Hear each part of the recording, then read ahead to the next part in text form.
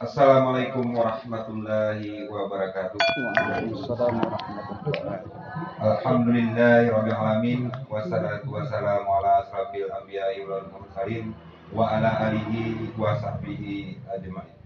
Asyhadu an la ilaha illallah wahdahu la syarikalah wa asyhadu anna Muhammadan abduhu wa rasuluh la nabiyya ba'da. Puji syukur murum-murum kita panjatkan kehadiran Allah Subhanahu wa taala, yang mana Allah sudah memberi kita kesehatan, kesempatan sehingga kita dapat berkumpul di ruangan yang sangat sederhana ini dalam acara silaturahmi antara wali murid dengan tengku yang mengajarkan mengaji. Dan selawat beriringkan salam tidak bosan-bosan kita menyampaikan ke haribaan Nabi kita yaitu Muhammad sallallahu alaihi wasallam, karena perantaraan beliaulah si ngok kita betih sesi si hak sesi si batil dan sesi si jeroh sesi si kotek.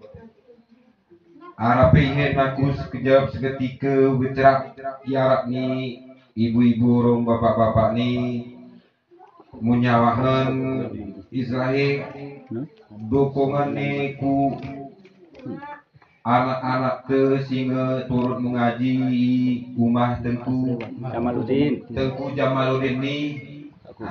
Urung-urung kita dukung anak-anak ni kena buat hijrah.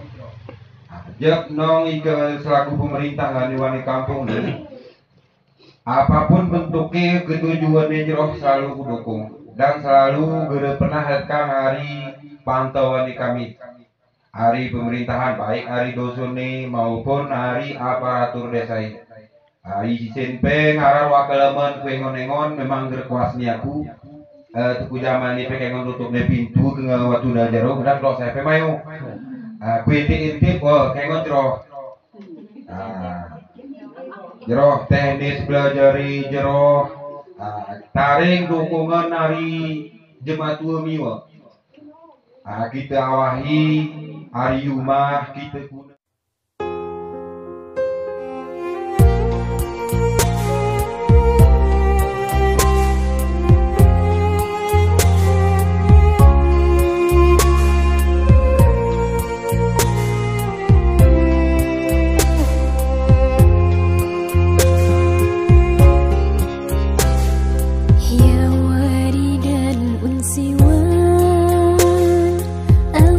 في السحر